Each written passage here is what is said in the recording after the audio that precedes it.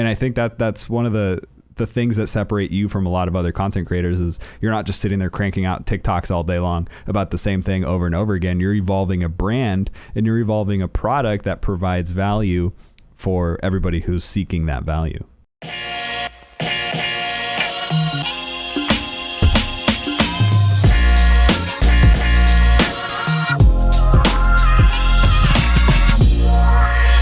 All right, welcome back to the 10th ever episode of the Wall Street Stonks podcast. How you doing, Austin? Dude, I'm good. Thanks for having me back again. Of Actually, thanks course. for just agreeing to me. I was like, yo, let me be on the podcast again. That was fun. Let's do it. And you're like, yeah, let's rip it. Let's run Of it. course, man. The first ever repeat customer. Welcome back. What made you want to come back? Dude, I feel like the little nuggets of information we talked about were just so cool. And the way that you just I feel like I'm on the Joe Rogan experience right now. Just like so easy to talk to, always got something to say, a little bit of this, a little bit of that. It's easy, man. And talking to you is a breeze. Dude, I love hearing that, and especially the Joe Rogan connection, because that's literally why I made this podcast. I've always wanted to be on a podcast. I've always wanted to talk to cool people. And then I realized, wait, I could just do that myself. So selfishly, I made this podcast so I can talk to cool people like you about whatever I want. And I always notice that Joe Rogan has the coolest people on his podcast talking about whatever the hell he wants for like 8 hours a day. So that's awesome. It's working. I'm having a blast. And actually, I wanted to call out too. I see you're using a new microphone. We don't have the snowball Jesus microphone. Yeah. We got this. What we got now? What is this? Joe Rogan's microphone. It's the, is that's Yeah. that's the one? Yeah, it's the Shure SM7B. Damn. Should I get this microphone? Is it pretty good? You like it? How do I sound? You sound amazing. Well, there you go. This podcast was brought to you by Shure SM7B. Yeah, we should probably just send him an invoice after this. But yeah, no, it's like the go-to podcast microphone. This is the same microphone that Michael Jackson actually sang Thriller in. So it's supposed to be one of the best microphones.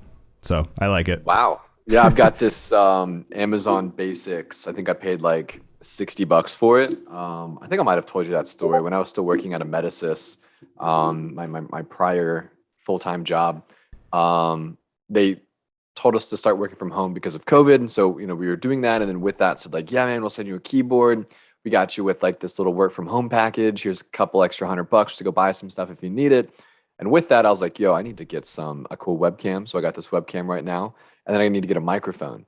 And I was just on Amazon. They had like this bundle. And I'm like, yo, sign me up. There it is. And now every time was funny. I guess I was the only one that thought about buying a microphone when I was still working there, because whenever I was in these meetings with these people, and these people were probably in like their 40s and 50s, so like they probably wouldn't really understand how to even put all this stuff together. No offense to y'all if you know how to get it, but you know what I'm saying.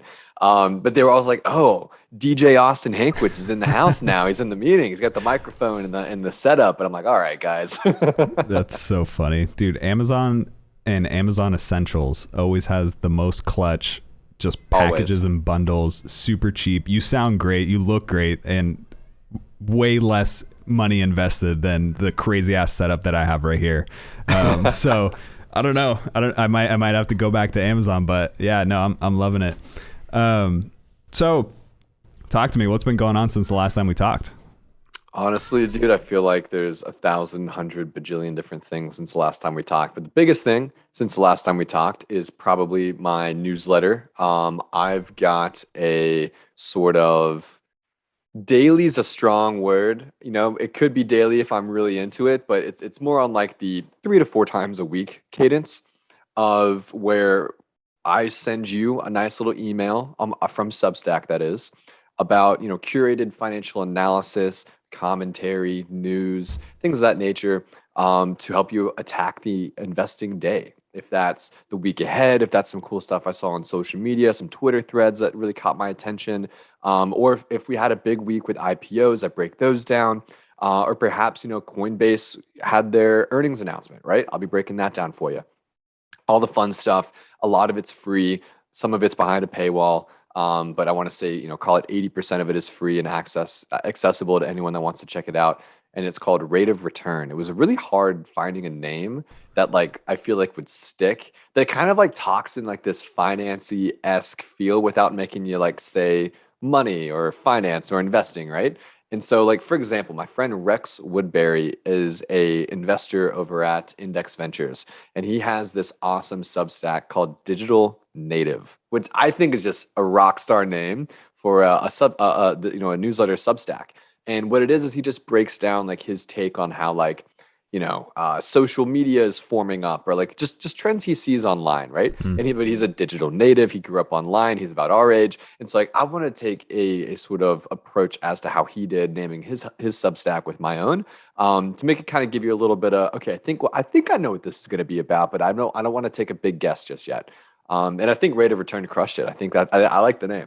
Yeah, I love the name. I saw you changed your Finery logo, and that's what caught my attention. And I was on Finery, and I clicked on it, and I'm like, wait, what's Rate of Return? And then I started scrolling around. I'm like, oh, this is Austin's new thing. So it was cool to see that.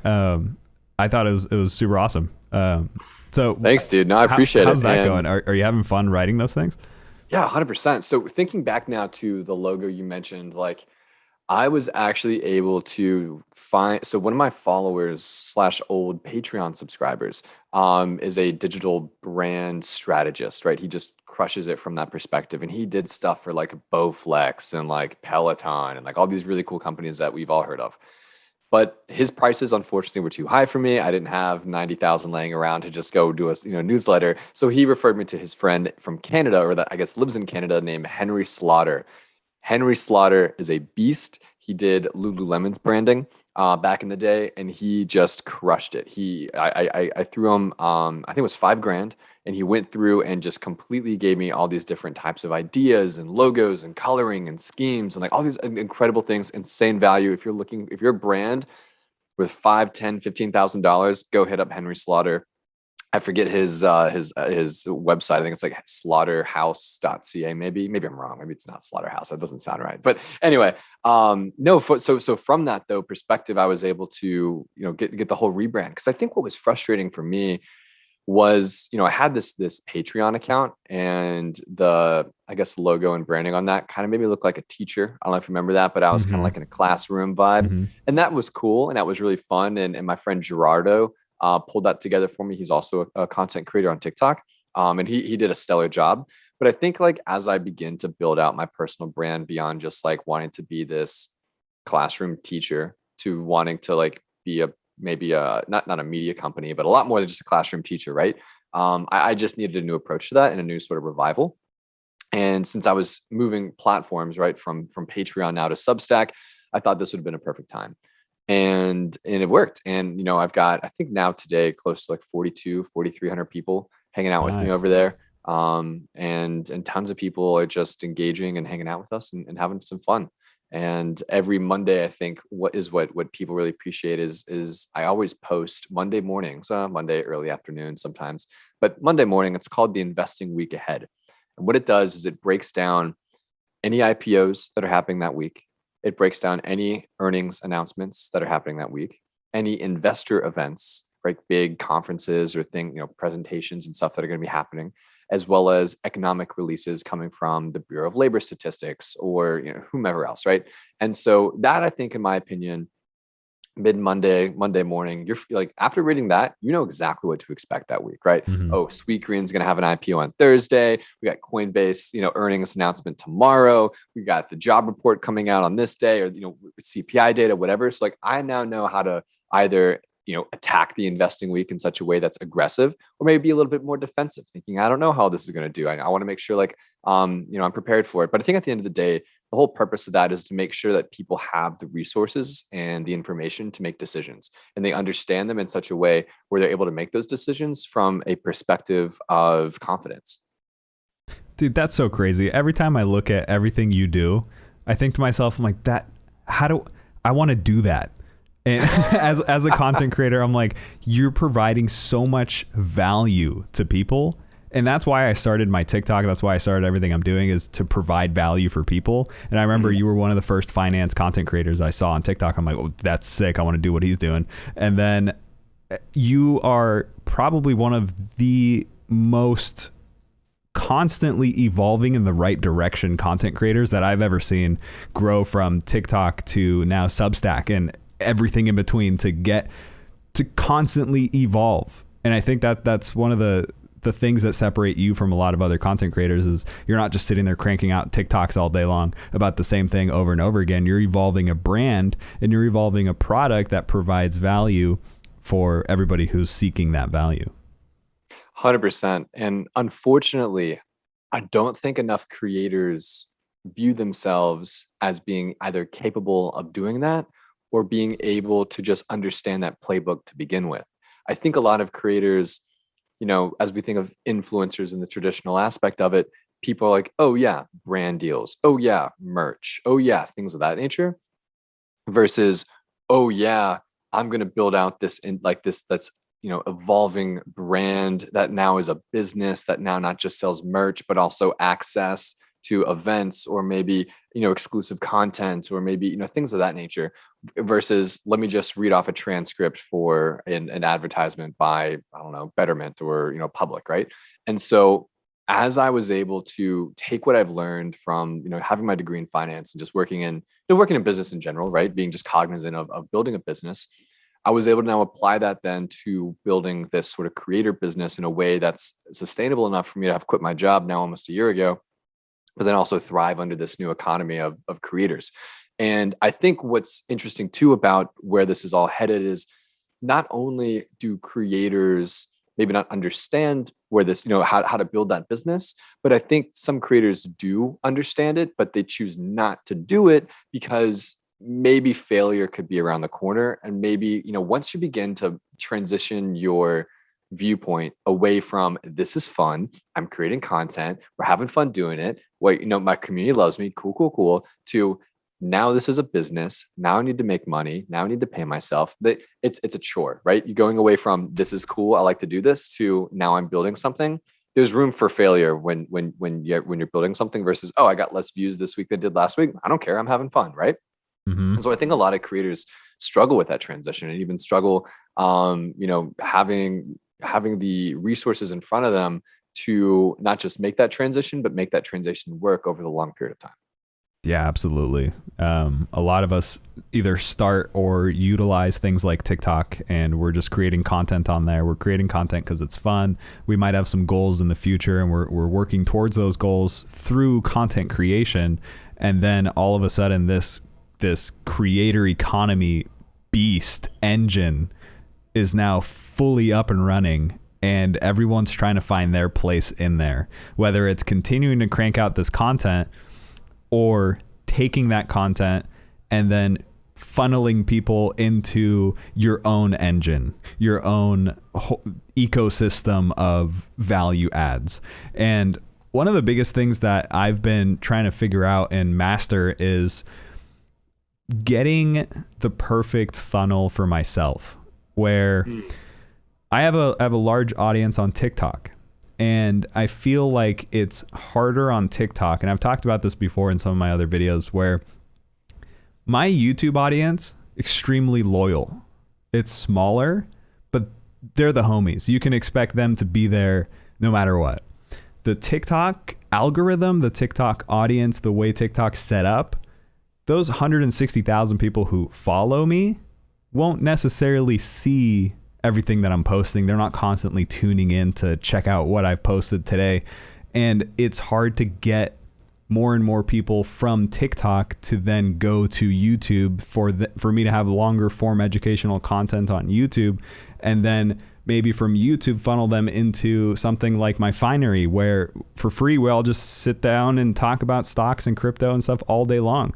And then getting them from Finery to maybe, hey, you should check out some of the trading tools that I use, like Public, for example. So you see, like, I have my own engine, and there's this, each one of those steps has a call to action to drive people not only for monetization, but for value adds. Because if you just saw my TikToks, you might not get as much value as if you saw my YouTubes, and if you saw my Finery, and if you saw everything that I post on Public. So it's getting people to go down that funnel.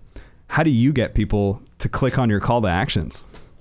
So I think, the first thing you mentioned here is TikTok being a different platform than YouTube. And I think, right when you said that and how you see that struggle, I don't think that that struggle is because of the creators. I think it's systemic struggle because of the way that the platform was built, Mm. right? I think TikTok was built, and also too, something I want to mention.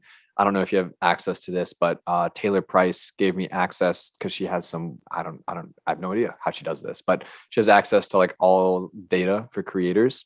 And 40 some percent of my followers haven't been active on the app in like over 6 months. So like Ooh. I would imagine too that there's some, big chunk of your followers that came during the pandemic or came at some specific time and just haven't just been back on the app because it's like they've evolved or whatever. Mm. So don't beat yourself up if you're not getting 160,000 views of video. Like I try not to beat myself up if I don't get 500,000 views of video. Hmm. So now back to the original thing I was saying was, as it relates to TikTok, people get on TikTok, in my opinion, right, not to follow a creator, but to like just scroll, right, endlessly scroll. And if they end up seeing you and they like what they like it, like they'll follow you, but it's not like we're on YouTube. It's kind of like a scroll feed where you have more than one view per kind of swipe, right? You could choose what you want to watch versus having it be fed to you. And I think just the way that you're discovered through TikTok and just how I'm discovered through TikTok, we should have completely different expectations as it relates to building that close following.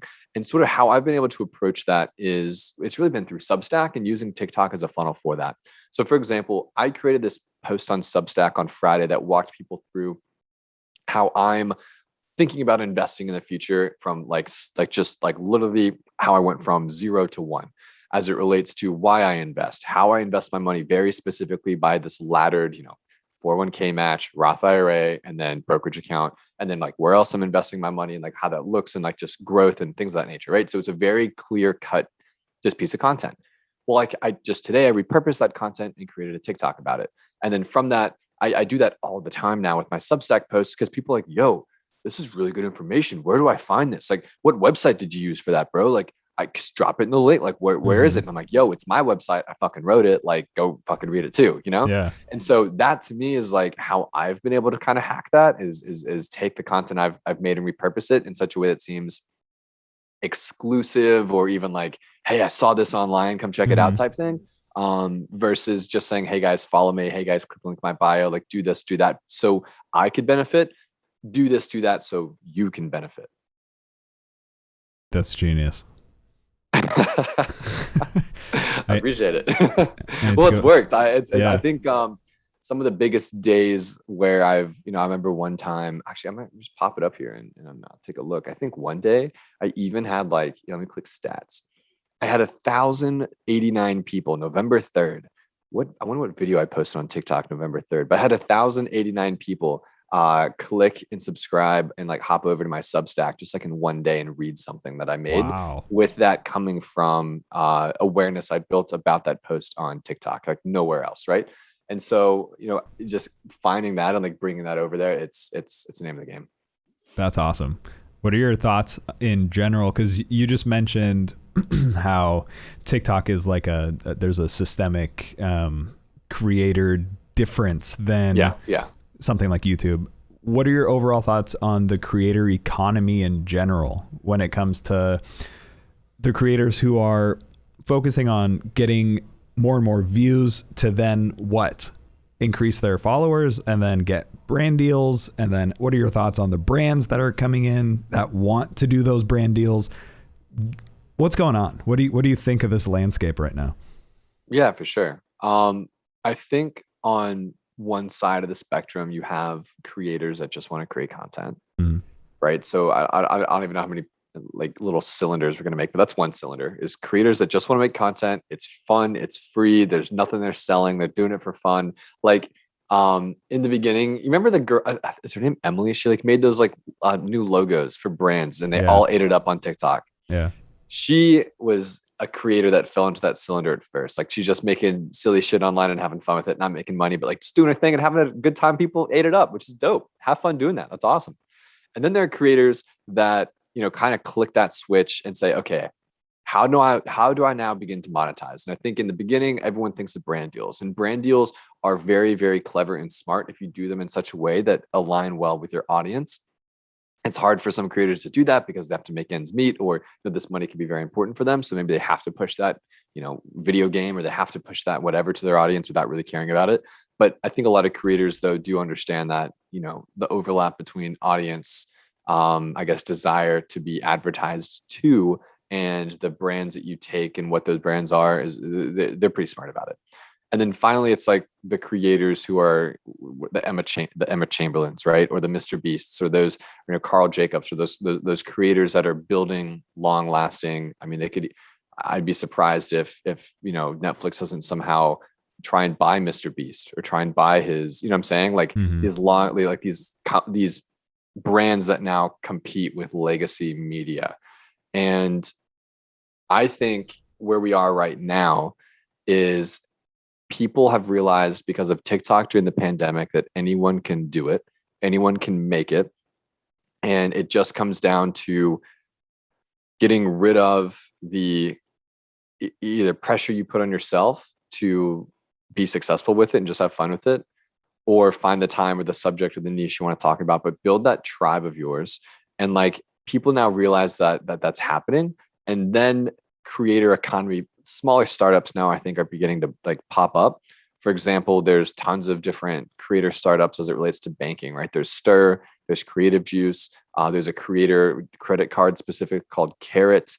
There's tons of these little like creator startups that are saying, hey, we realize anyone can do it. We think anyone can do it. We want to make sure they have everything in place to run their creator business. And so like, we want to empower that. There's also companies like Influent Gen, which is like the glass door for creators, so they can see what brands are paying others. They can discover new brands to work with. They can do things of that nature.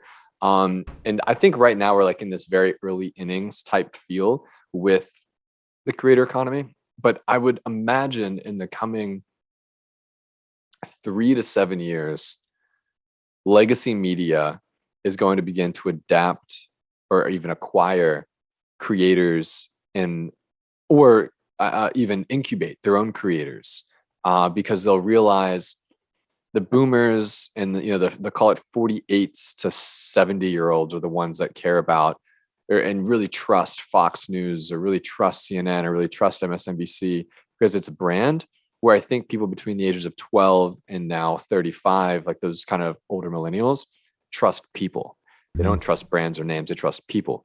And I think what's going to happen is eventually there's going to be these, legacy media companies are going to have to incubate their own people that share these sort of experiences, or share these views or outlooks or things of that nature, and do it in such a way how we've seen creative studios kind of begin to incubate creators for brands. But yeah, I think that's where this is headed. I think in the next 7 years, kind of similar to maybe like a Dave Ramsey model, where like I'd say his entire media company is not like Dave Ramsey says this, or Dave Ramsey Solution says this, or Dave Ramsey Solution says that. It's actual, Dr. Dean or Chris Hogan, or like, it's these actual people that have these thoughts and have these opinions that are synonymous with Dave Ramsey Solutions, the company, but they're being delivered to you by people who are relatable, who look like you, who sound like you, and can consult, help solve your problems, versus just, this publication by CNN told me this, and it's like a little thing by a writer. That's where I think that's headed in the long term. I think our next big hurdle, or big step forward as the creator economy, is when I think it's when like fintech and crypto begin to like interweave into it.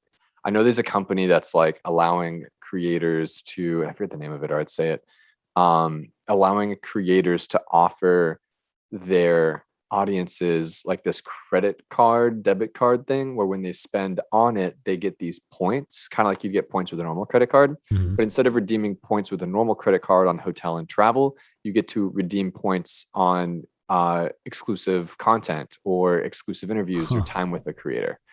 And so that's pretty revolutionary. And if Mr. Beast had a credit card and was like, yo, you spend every dime on this credit card as you normally would, but instead of like, it's me, bro, I'm fucking swiping. You know what I'm saying? Like, I love Mr. Beast. And I feel like there's tons of people that feel the same way about you and I. And I think that's, a really cool thing, and where this was going, dude. I think also, I feel like I've said, I think 100 times now.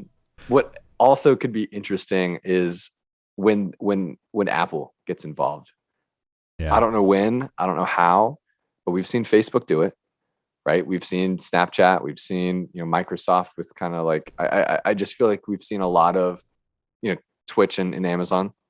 There are a lot of big, Google and YouTube, right? Mhm. There are a lot of big tech companies that are kind of not, pouring gasoline on this creator economy stuff, but the one who hasn't touched it yet is Apple.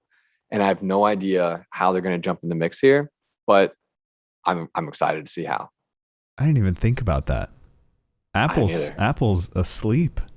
Apple's sleeping, dude. They're snoozing on the creator economy right now. I didn't even think about that. Maybe every content creator is using an iPhone, and all of the apps are on the iPhone, and they're just utilizing the service. But no, you're right. I mean, imagine swiping down on your phone, and then you get to click on what's Austin doing today, and then you see all of Austin's things.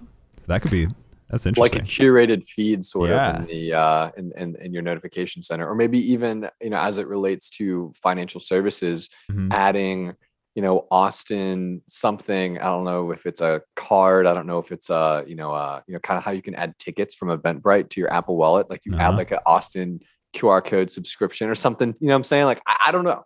But whenever Apple figures it out, dude, I'll be really excited for it, because I think that's going to be, I don't want to say like that's going to be a big major step for them, and like they're not going to like, make billions and billions in profits off that. But they're always thinking, obviously, of ways to continue to grow their $2.5 trillion company.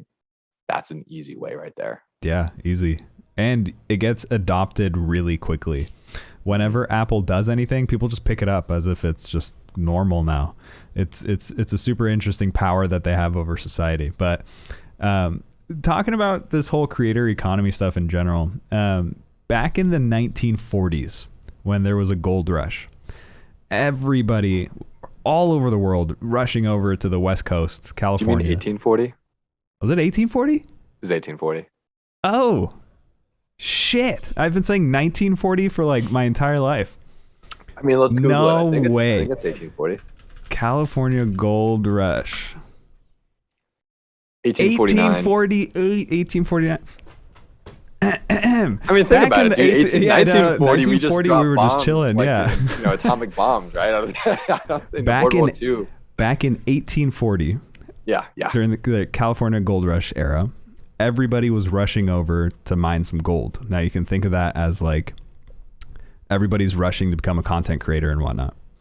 And the people who made the most amount of money doing that were the people who were selling the shovels and selling the pickaxes. I think one of the most successful company, wasn't it like Levi's or something? It was, it was something like that, where the people who were supporting the people who were hustling. And I feel like that is where this space right now is really booming. All of these different tools and all of these different networks and platforms and all these things that support us as creators are the ones who are just really killing it. And I'm really excited to see how that just keeps further developing. And like we mentioned Mr. Beast, isn't he doing something with like Creative Juice? Yeah, him and Creative Juice partnered together. And for those of you, I know I've talked about them a couple of times, like Creative Juice is this all-in-one banking solution for creators where I use them. They're great. Where, you do have like a debit card, right? Just like you would with any other bank, obviously. But you log in, and you can log in with your YouTube. You can log in with different platforms. For me, it was Patreon at the time. You can log in with whatever platform that you're making the most money off of.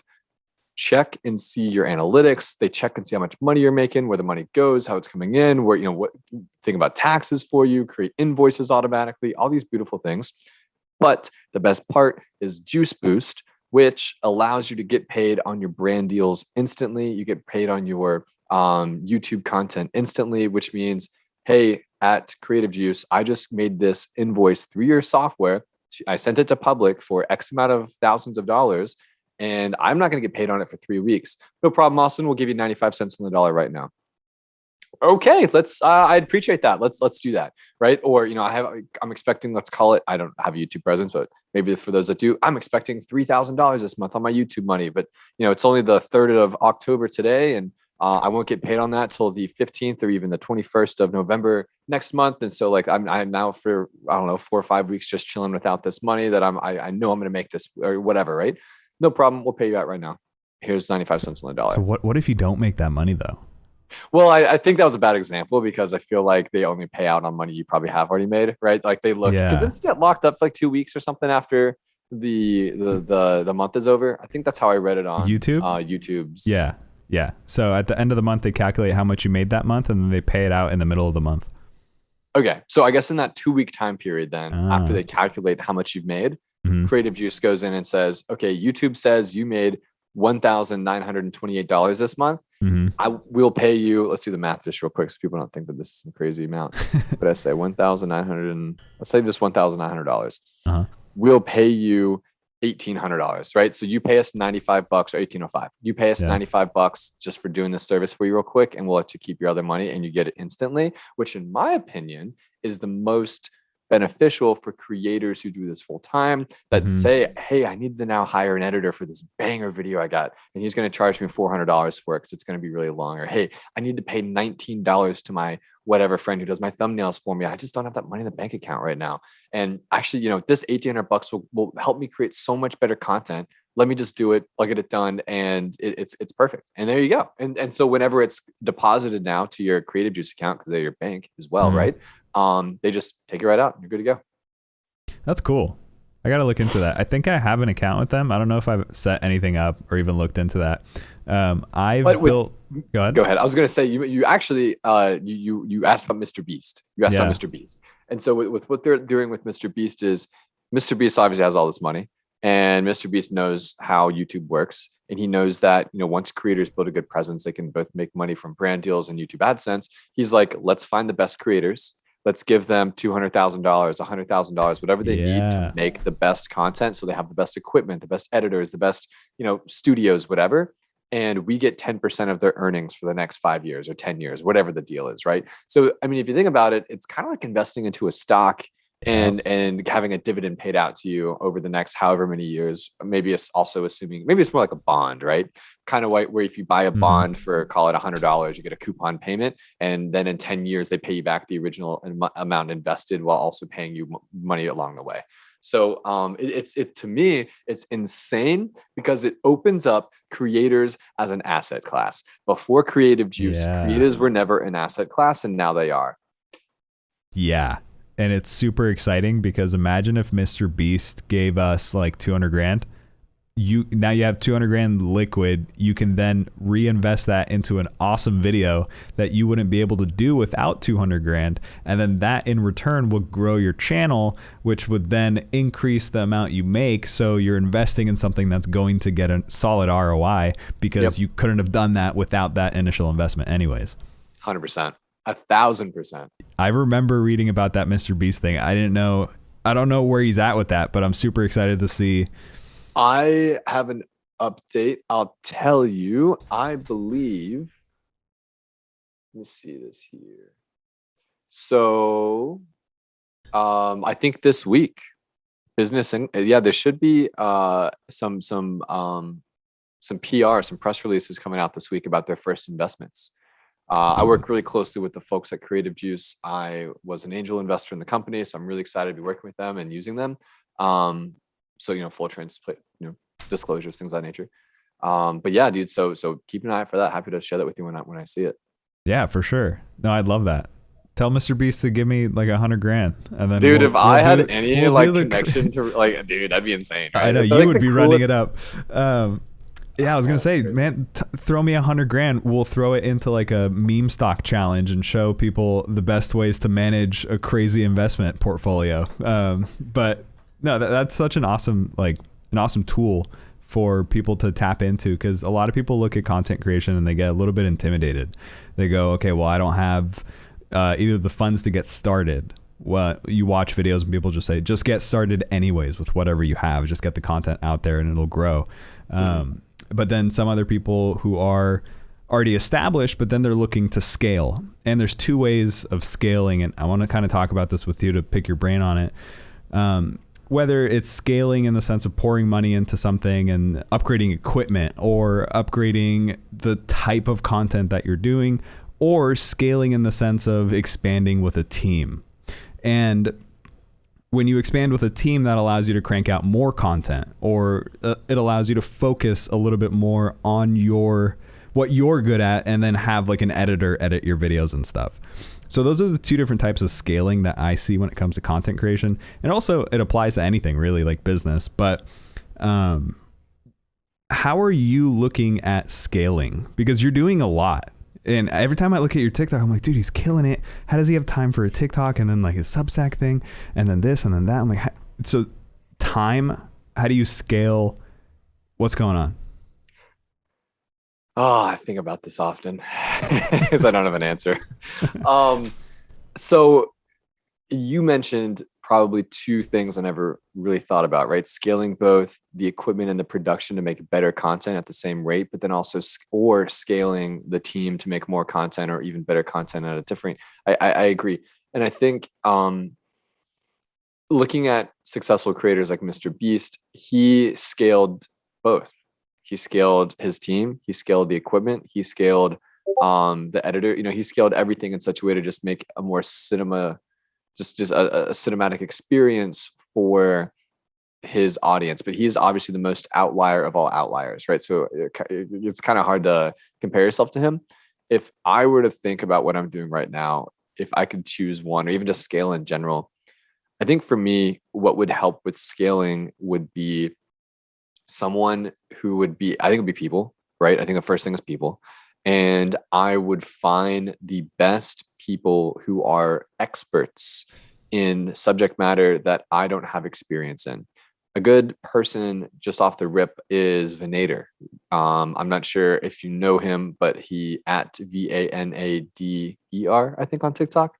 He is an absolute genius as it relates to money hacking and leveraging tax loopholes and tax exemptions and things of that nature to, one, just help your business as a small business owner, but also two, to sort of kind of position yourself in such a way to be leveraging as many tax efficient investing strategies as possible and depreciating your assets accordingly and buying things, kind of like that, right? Mm-hmm. And I don't know much about that at all. And I think that's how I begin to scale my operation of Austin Hankwitz content is, a rate of return content, right? It's Austin still focuses on what he likes to do and what he's good at, which is the stock market and investing in general.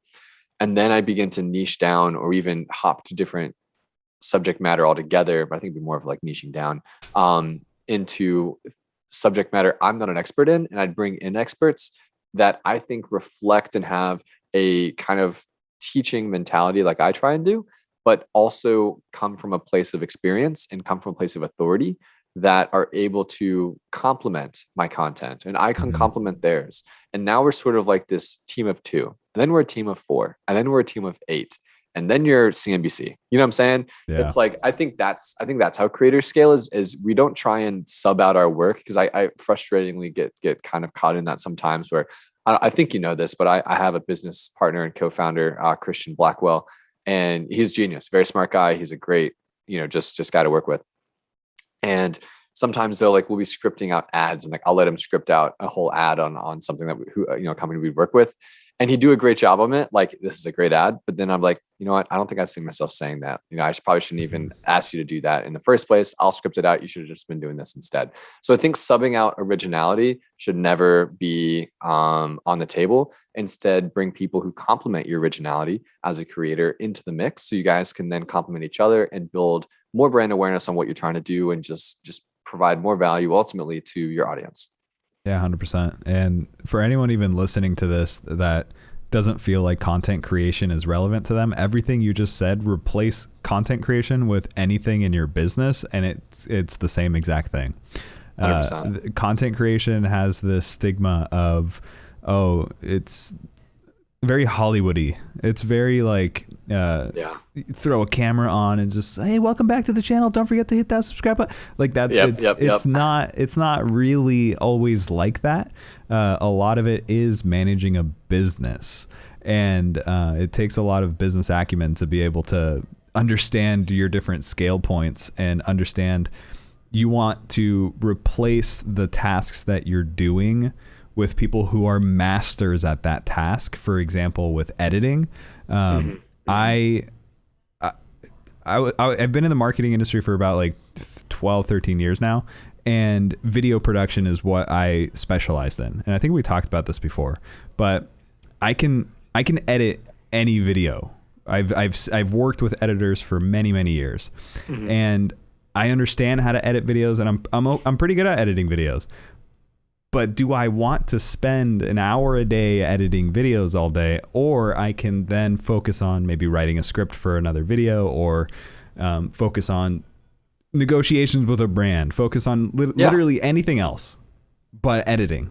That's an hour is an hour. So 100%.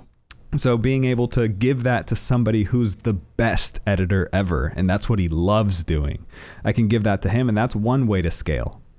But I don't think I would ever scale out script writing, because then I would just be an actor. And I would be sitting there reading, all right, what's on today's plate? All right, well, this podcast is brought to you by Finery. Well, it's like you gotta figure out that balance. And same thing in business, in any business. But no, I like that. I like your idea of also niching down and finding collaboration, essentially, where it's working with like-minded individuals that complement what you do. I think that's awesome. 100%. And to lean further, building a team. Yes, building a team is certainly important, which is why I'm super grateful for Christian and just, I mean, the guy was literally making six figures working not working on Wall Street. He did management consulting for PricewaterhouseCoopers, PwC, and crushing it. And I was like, dude, let's just quit our jobs and figure this out and do it together. And he's like, fuck it, let's do it. And I love it, man. He's great. But beyond that, I was going to say, the first point you made there in that reply was talking about how you can replace the word creating content with like literally anything. I didn't realize that until I remember I was watching an episode of Gary V's like Daily V or some shit back in like 2016. And he was talking about how anyone can create a podcast about anything. And you can talk about grape jelly or baseball or, pot making, like with like ceramics or whatever the fuck. Yeah. And people are going to eat it up. Like there's going to be people out there that want to listen and want to do that with you. And if you're thinking about creating content and you're watching this, like, what do you have to lose? Oh, your friends might think you're fucking weird. Same. I had tons of friends, and I still do have tons of friends, but like tons of people, I'm positive I've been thrown in and just clowned. And I don't know how many group chats with so many people I probably went to high school or college with. I think I'm a dork or a loser for creating content. But I want to say everything else that has been great about, like the positive side of creating it outweighs any embarrassment or any just like weird feelings I've had about it. So just fucking start some shit. Fuck the people that think that think it's silly, and make yourself happy if creating content is what makes you happy. 100%. And again, that goes to anything. Replace content creation with anything again. If you're embarrassed to start anything, whether it's a pottery company or if it's a pottery TikTok, it could literally be whatever you want to do. You just have to just start. All right. We're going to do this real quick. What is something, let's pretend it's like 7 years down the road. And now I go into this already knowing my answer, but I like to know yours. All right. 7 years down the road, let's pretend Austin's retired and he's happy and he doesn't have to work his face off anymore and he's doing his thing. I love to repair and restore Apple electronics. I know. Whenever I was in college, I worked at an iFix and repair store in the mall, and people would like bring their broken iPhones, and like I thought it was so much fun to try and figure out why it was broken and like how to fix it, and like use tools and parts. And like once you got it together, it's like repairing a watch, dude. It's like the coolest thing ever. That is probably something I would just do for fun. Like I would just get a random job like fixing iPhones if it's like actually for Apple or for someone else, and just that to me is like happy, like just a part-time job doing that, because I really think that stuff's fun. Is there something like that you also kind of have to? It's like not a guilty pleasure, but like certainly something that you think that you'd want to do for funsies? Building anything. So I always grew up wanting to start something and grow something. I don't know why. that just like it clicks in my head. And I think Yeah. it might come from video games. Honestly, I grew up playing video games ever since I was like 3 years old, and I would play video games and advance that advancement and gamification of growing something from nothing has always just clicked in my head, whether it's content creation, business, school, anything. I always wanted to start and build and grow anything. And I feel like if, retired, I'm not doing anything, I'm sitting at home, I would build something. I would start another brand. I would open up a new stock portfolio and 0 to 1 million challenge. I would content creation, gamification of growing something is just what clicks for me. Also, I have this iPhone. Like sometimes the screen works and sometimes it doesn't. So I'm just gonna mail this to you. So if you can open it and see if like the digitizer, like the touch sensor is. I love that you actually know it's called a digitizer. That's great. That's really cool. I looked into it for like hours and I was about to open it up, but then I just waited. My wife actually got me the new iPhone. So. Oh, is that the 13 Pro? Yeah, this is the 13 Pro, the one with the 3 lens thing. Do you like it? I like it. Yeah. I need to get a new one. I've got the 12 Pro. It's quite the upgrade from my iPhone 8. I had a home button last year. Shit you not, I still had a home button in 2020. But yeah, so I got the iPhone 12. It's got the 3 cameras too. The 12 Pro, it's like this blue color. But I am an absolute fiend when it comes to charging it. And so I will leave it on the charger all day, or like every time I get in the car, I'll charge it. Like, I know you shouldn't do that, but I just fucking suck, I guess, and just have a terrible habit of doing it. And now it says I need to replace my battery, and I've already replaced it once. It's like 2 battery replacements since this thing came out. Yeah. Why are you charging it so much? It's just a habit, dude. I get in the car. I guess I can never drive a Tesla because I feel like I'll get scared that it's not like, oh shit, I'm on like 45%. Am I going to make it somewhere? Like, I just have this like, it's an anxiety fear that you'll never get used to. My wife and I both have one, and I have an anxiety for her car and my car at the same time.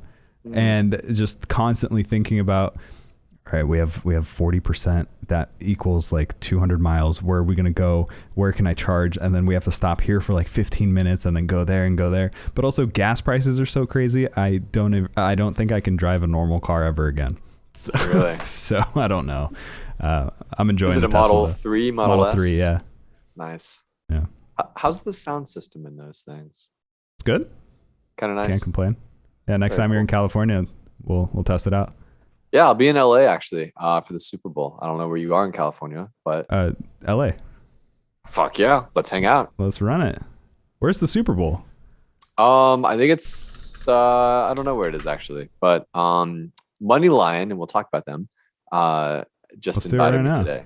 So MoneyLion invited you to the Super Bowl?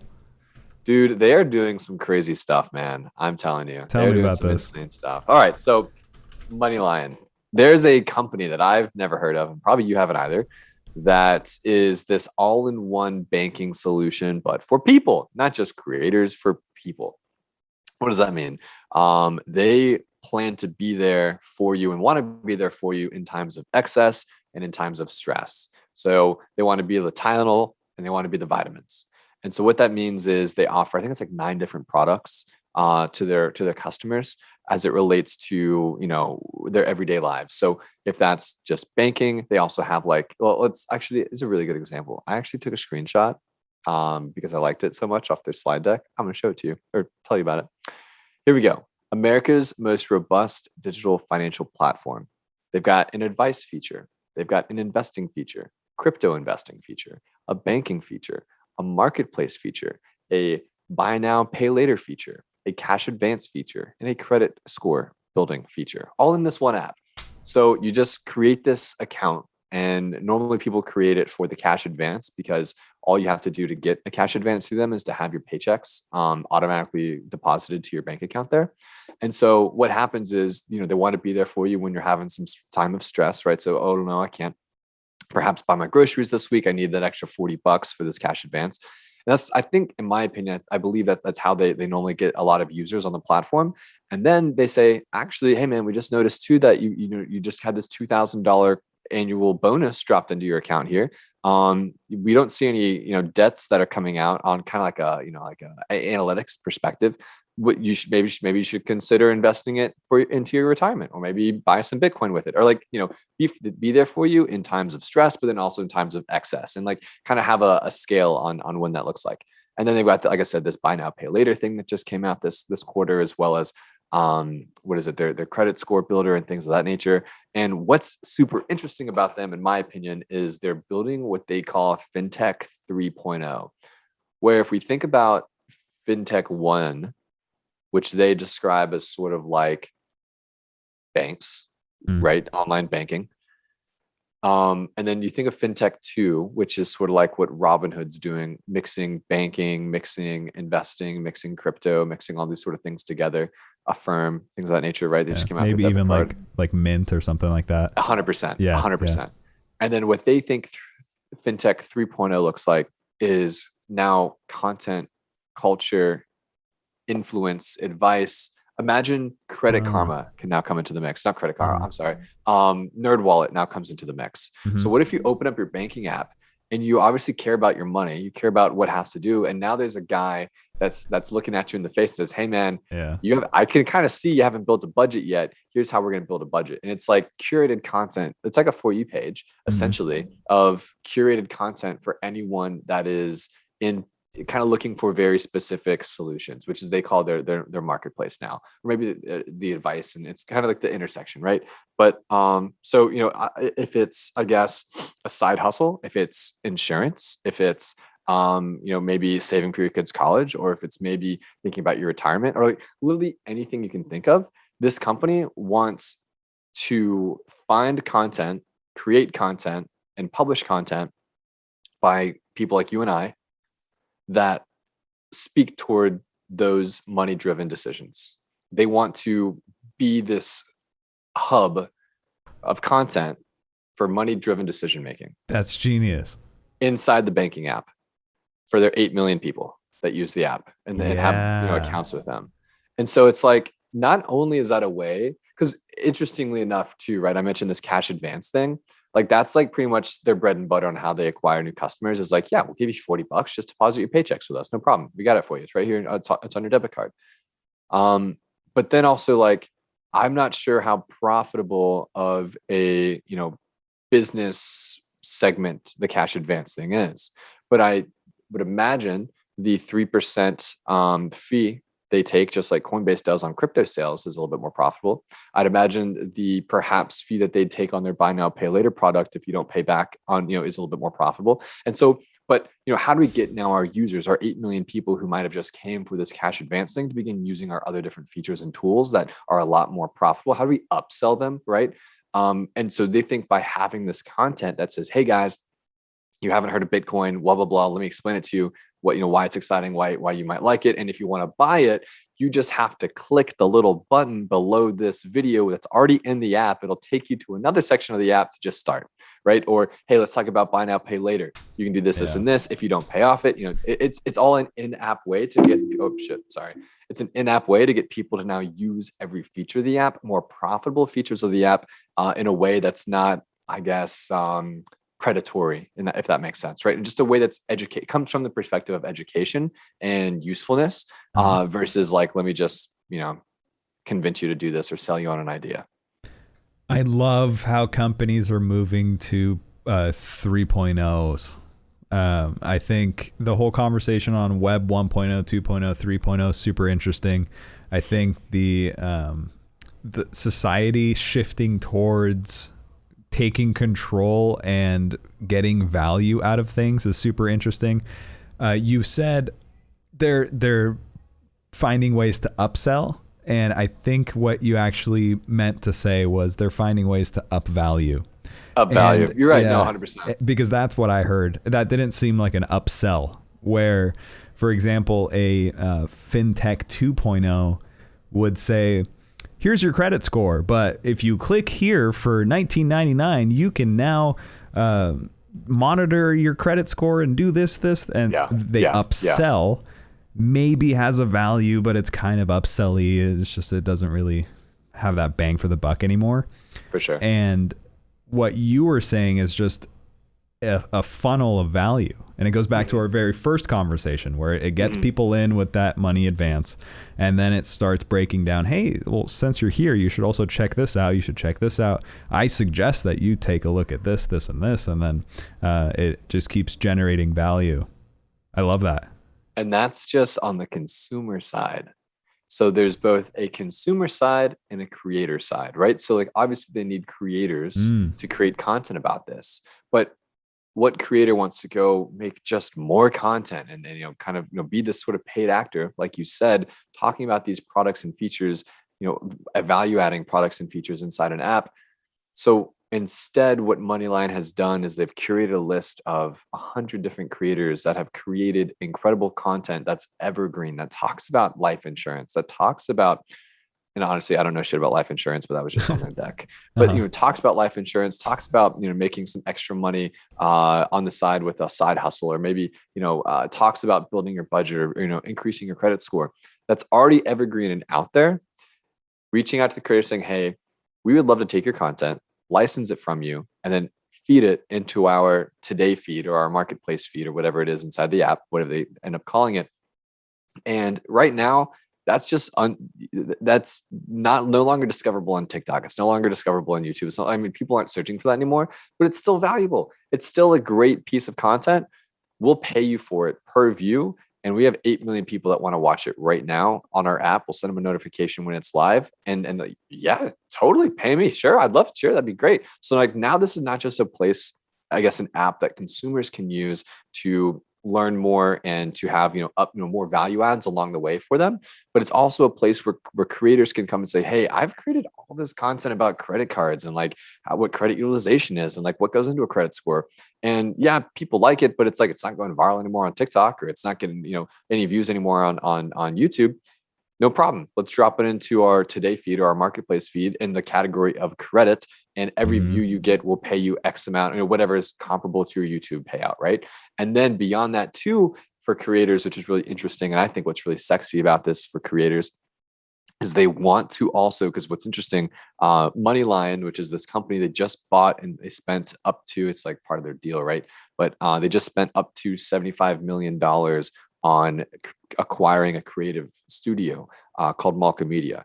They have a shit ton of Amazon originals and Showtime originals, and they did stuff with Verizon and Jeff, you know, all these crazy people, and Brooks Koepka and like, you know, Miller Lite, and they're a rock star powerhouse. They did like 30 million in revenue last year, and so they just acquired this creative studio, and this creative studio wants to come in and say, we have a shit ton of brands that want to work with us, that do work with us, that also would provide immense value to your consumers in your app. For example, there's a brand that offers $25 a month you know, phone bill subscription. So it's like you pay $25 a month, you got your phone, you're getting coverage, you're texting, all that fun stuff, right? And a lot of MoneyLion's people, I mean, if the number one way that they're acquiring new customers is through cash advances, I'd imagine that a lot of their customers perhaps are, you know, tight on money. And if we can bring this $25 a month, I forget the name of the company, let's call it Quip. If we can bring Quip to the marketplace interface here and have perhaps a creator tell that story of this company and how it can be useful and you know, value adding now to the consumers on the app, and they've got, you know, a per funded account bounty on it, let's split the bounty with them. The per funded account bonus, right? We'll split it with them because we brought the advertiser, they made the content, and now the creator is given this insane payout because 8 million people are going to go watch their ad, and probably thousands of them are going to go download it. You know what I'm saying? Or like, you know, make an account. So now creators are not only having the evergreen content live within the app, but it's also, you know, opening new sort of growth levers as it relates to making money as a creator without selling your soul in such a way of like you're a billboard to your audience, right? These are people, you're more of like a paid actor at this point versus like kind of being a billboard to an audience that kind of trusts you and everything you have to say, right? You're just standing there explaining a concept or explaining a product in such a way that you think will resonate to people who are listening versus, and let's say it does well. Let's say this, you do like the company enough that you want to share it with your audience. Go for it. You own the rights to it, right? And so that's what MoneyLion's building, right? They're this app that's a bank that has a bunch of cool different features beyond a bank. They think that there's tons of value add relating to creating content in their app. They think there's a lot of content out there that can just be licensed and pushed into their app that's evergreen. And they also have a bunch of advertisers that want to kind of advertise now to the people on their app. Well, let's now reach out to the creators who we're taking content from to make sure they're getting a bag as well. Yeah, 100%. And this again goes back to what we were talking about, where people are trusting people and not necessarily brands and stuff. Because if I was to download an app and then the app started teaching me how to this, how to that, I'd say, okay, what's your end goal here? What are you trying to sell me? But if I open this app and then Austin is trying to educate me on something, I'm like, who's Austin? And I like this. And he's explaining complex subjects simply. And the ability to storytell and the ability to break down things and present information in a clear format is a skill that a lot of us are mastering through just practice every single day, talking about these concepts all day long to people who have the attention span for like 2 seconds max on TikTok. The ability to capture them, explain a subject, and then let them go. And hopefully they learn something along the way. That is in high demand right now. So it makes complete sense why somebody like MoneyLion would want to partner with these content creators. Where do you find all this stuff? I feel like every time I'm talking to you, you have a cool new tool or platform or software. Are these guys reaching out to you, or are you reaching out to them? Yeah, so they cold emailed me after that Bloomberg article went out back in, I think it was September. And their head of partnerships was just like, dude, we saw your article. You're doing exactly like what we want to do. And we'd love to have you be like our first, like, creator resident, right? Or, that first guy. I'm like, yeah, let's talk about it. And then after we talked more, like, okay, you kind of get where this is all going. Like, you understand like monetization in a way that most creators don't. And I think that like you should help us build this. And so now I'm just like an advisor to the company.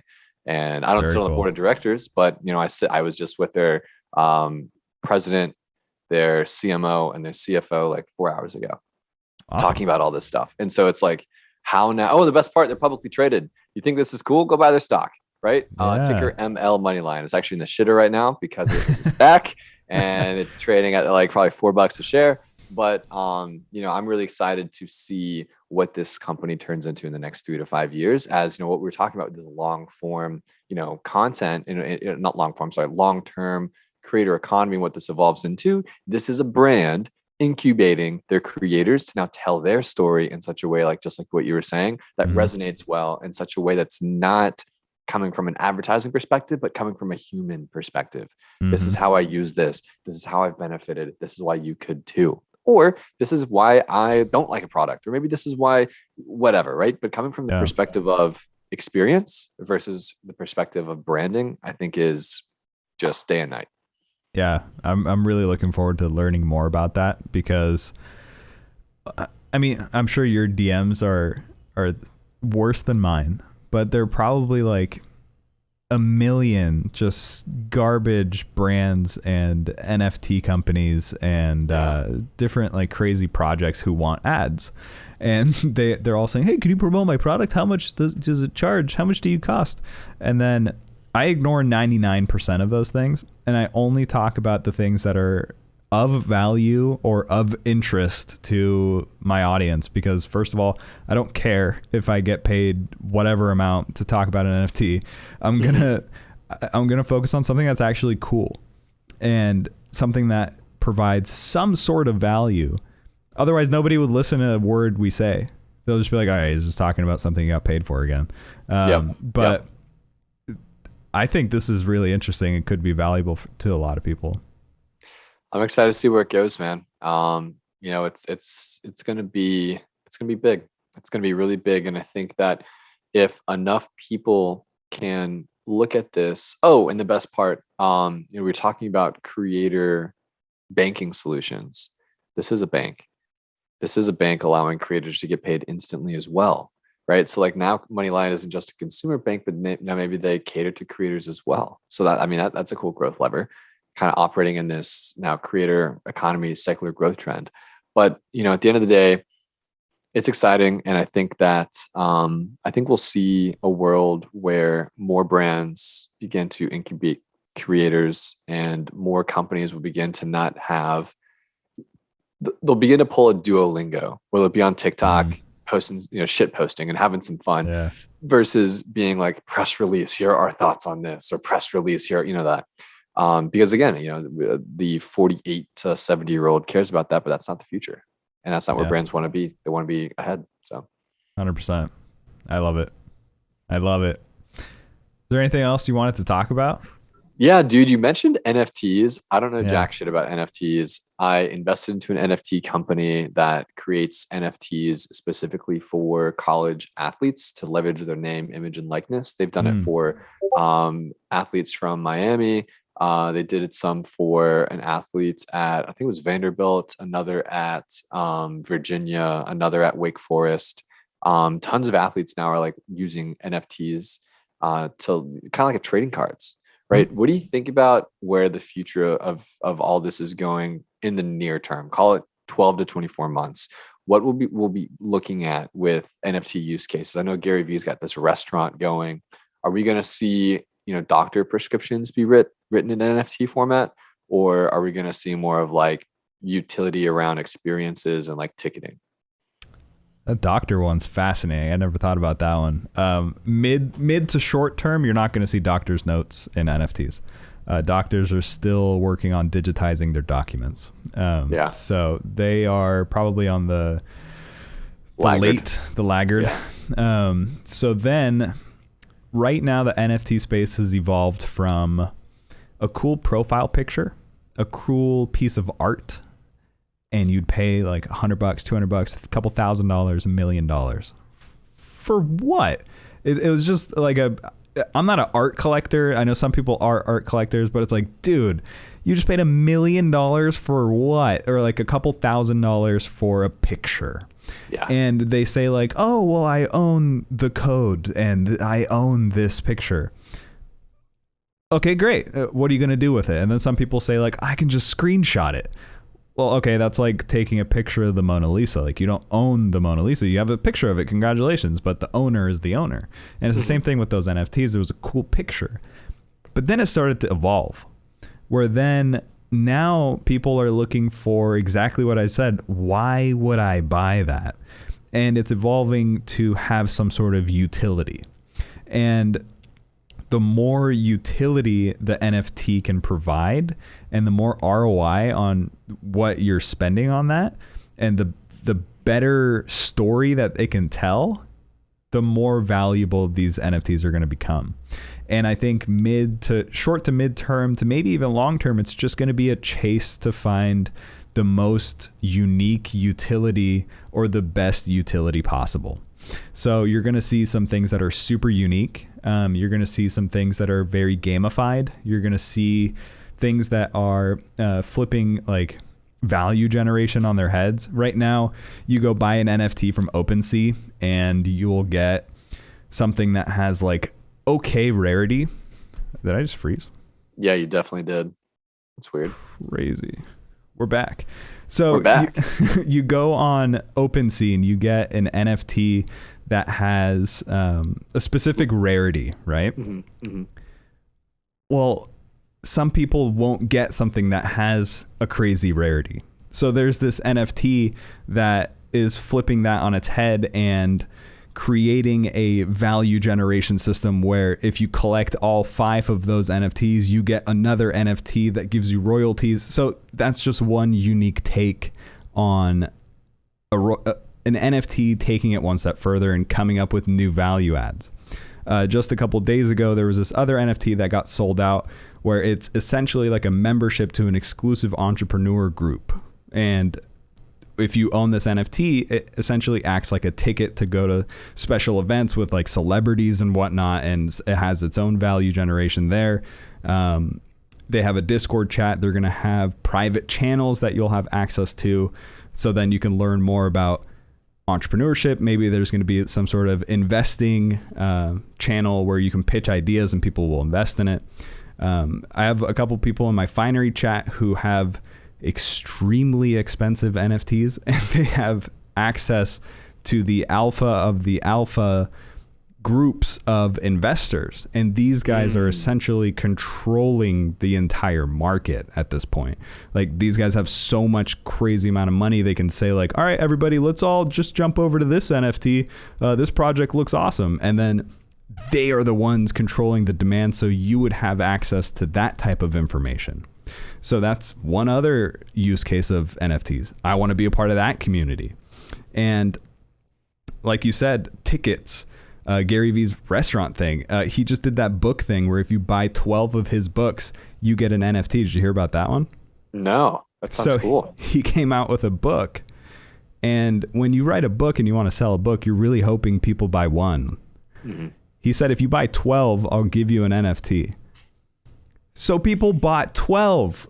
There's a ton of people who are buying 12 of the same book just so they can get access to his NFT, which then they hope will have some sort of utility or ROI more than the cost of his 12 books, which will then obviously become a worldwide bestseller because everybody bought 12, and then it's gonna. And now he's gonna buy it, and now he's gonna sell money more because it's like a best. Yeah. Exactly. So then there's like marketing gimmicks when it comes to stuff like that. There's just a lot, and I feel like a lot of athletes are getting into it, like you mentioned, getting control of your likeliness, and this is my name. This is my imagery. Attaching utility to it is what's going to make it very successful. What do you think about, I don't know, my friend Jacob, he's deep in this crypto shit, man. He's beyond me. But he's got this NFT that like pays him passive income because he owns it. Have you seen that? Is that a thing? Yeah, that's a thing. So a few different ways about that. There's different types of NFTs that give you different types of whether it's royalty or passive income. Logan Paul came out with a NFT game called Crypto Zoo, and I was one of the first content creators to jump on that. Made a TikTok. It got like 1.3 million views. Everyone's freaking out about it, and then I accidentally sent their price of their token up like 400% overnight.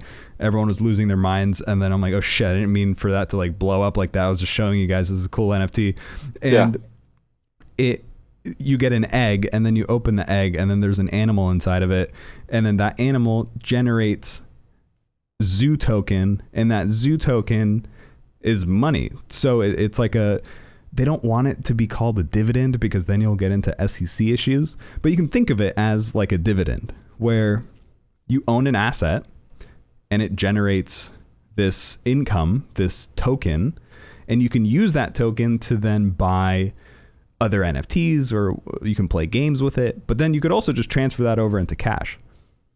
So I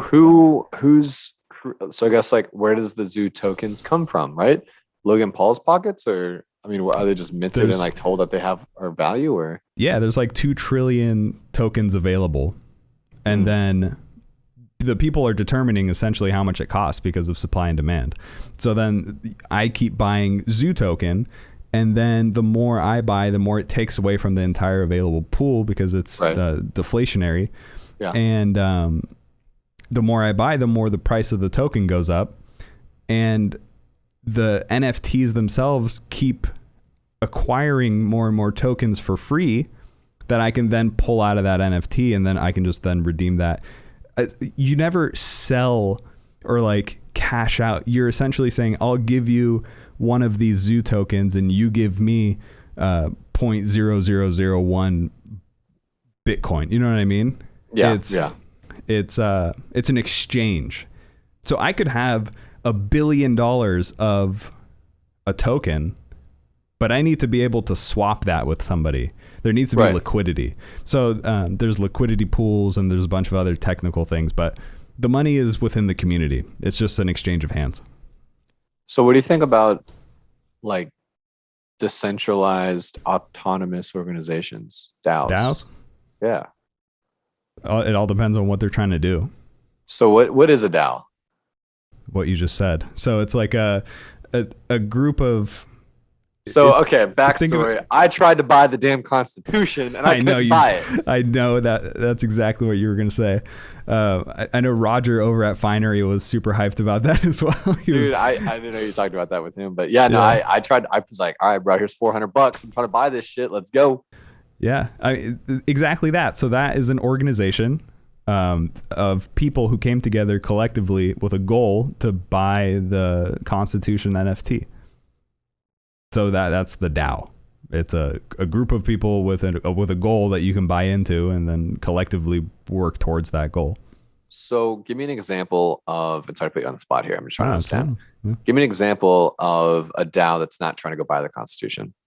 There are DAOs, for example, that will collect money to then buy pieces of art. And so the purpose of a DAO is kind of like a SPV, where you're a special purpose vehicle, where you and a bunch of people are putting your money together and then buying equity in something or buying something of value, hoping to see a return on your investment at the end. And it's now autonomously paid out to everyone, kind of like, let's call it a VC fund kind of does. Is it similar to that? As of right now, that's typically what you'll see. Yeah. Okay. And I feel like there is a future in where that could go. And I feel like I can't wrap my head around what other use cases really. But definitely, for example, a DAO could make a website. A DAO could own something like a Facebook, where everybody will collectively own something like this and control what that company does, essentially. And do you control as much money? Is your voting power tied to the amount of money you put into it? Typically, it's called like a governance token. So. Oh yeah, right. Because I remember whenever I did my what's it called? My $400, they gave me these little token things. Yeah. There you go. And the more of those that you have, the more voting power that you have. Most of the time, some other times, I guess it might be distributed equally. But yeah, kind of like yeah. I was gonna say kind of like in Squid Game, where they were voting to go yes or no if they wanted to do it. You could come in with your 300 tokens and just put it all to yes, and their votes, since they only had one each, would be pretty much worthless. Yeah, exactly. So nice. Yeah, it's going to be a huge part of Web3, I think. Web3 is essentially the takeover of what's currently out there on the internet. Where if you think of Web2 right now as Facebook and all these other companies that own all the information and they're collecting information, Web3 takes that power back, where it becomes more anonymous and you get to control the outcome of your information. You get that power back and then you can allocate it accordingly and do whatever you want, really.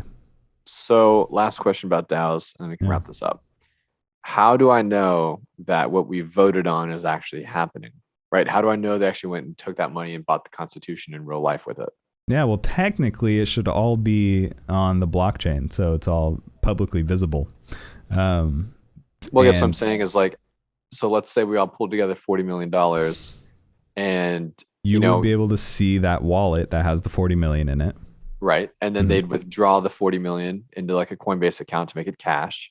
Okay. How do I know that they're taking the 40 million in cash and not fleeing the country with it, or instead buying the Constitution with it? Oh no, they totally might. Oh, so that's okay. So then that's still like kind of like a place like an Oracle or something to come in and be like, that's actually happening, or it's not happening.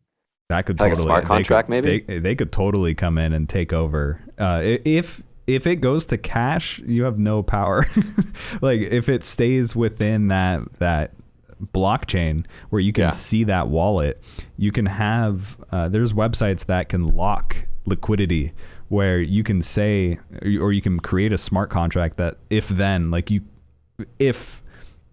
these tokens are in here, then it can't leave for X amount of days, where you can lock things. You can say these tokens are specifically earmarked to do this, kind of like a vending machine. So you put in $1, the vending machine's programmed to be able to understand $1 equals A1 that spits out M&Ms.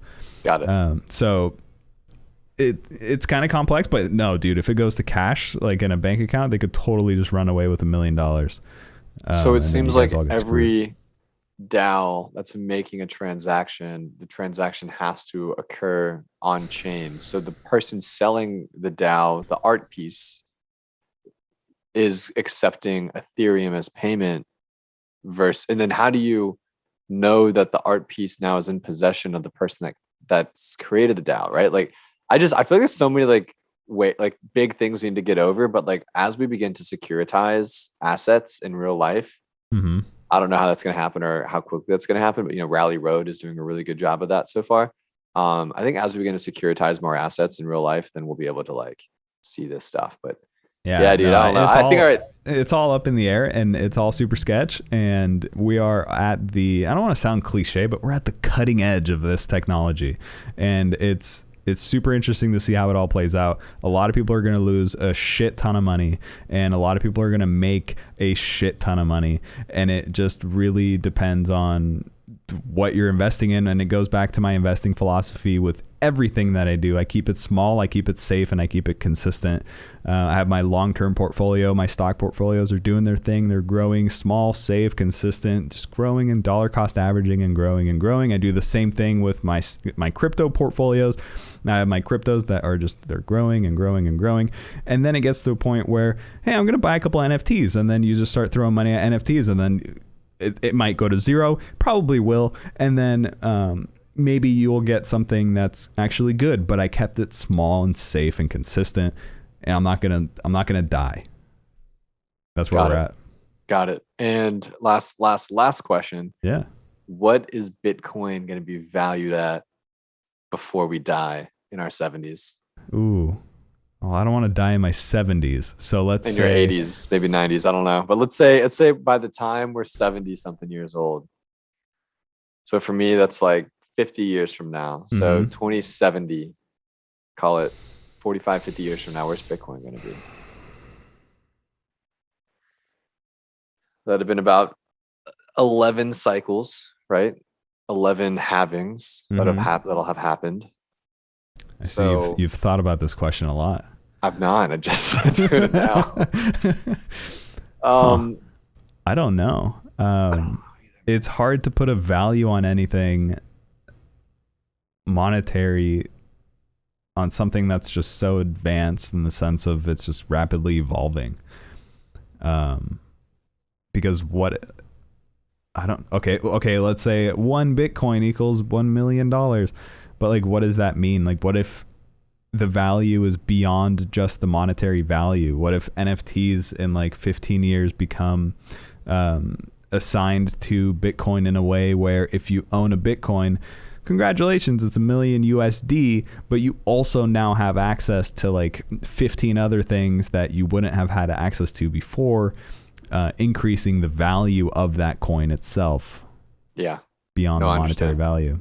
So I don't know if it's just monetary.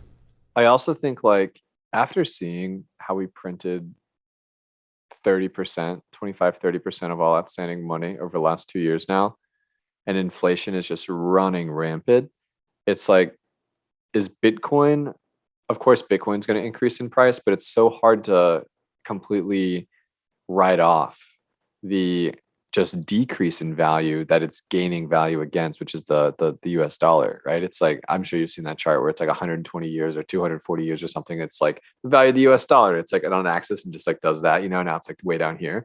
I don't know, dude. I don't know, but I hope inflation was crazy in the 70s and then it kind of cooled off a little bit and then it picked back up and it's crazy right now. It all depends on jobs. It all depends on how these assets get accepted. Are people going to have price acceptance? And this is just what it is. Are they going to shift to a different economic policy that just negates the impact of inflation? I don't have the answers to that. That's what homeboy Jerome's doing. And we'll see. And you can sit around and talk about it all day long, but it really just comes down to how you're positioning yourself and dollar cost averaging your way into a bigger and bigger position into the things that you think will be successful in the next 10 to 15 to 20 years. Whether it's owning some real estate, owning some crypto, owning some stocks, having a job or some sort of source of income and just putting away some money, whether it's money, this $100 bill isn't going to be worth $100 in 5-10 years, but maybe Bitcoin will, maybe Ethereum will, maybe both Bitcoin and Ethereum are all gone, but you take it year by year and you learn and you stay financially literate. And that's the point of everything that we do, is to do that research for people, stay financially literate, spread education, and just make sure we're all going to be okay at the end. We're all going to make it. Yeah, of course. I love it, dude. Good shit, man. Thanks for having me. Yeah, of course, man. Thanks for coming on, and I look forward to the next one, and I look forward to when you're coming out here in LA. Hit me up. Should be fun. Absolutely. Count me in. Awesome. And that's that. We'll end that podcast right there. Boom. Good Boom. shit, dude. That was awesome. Easy. Yeah.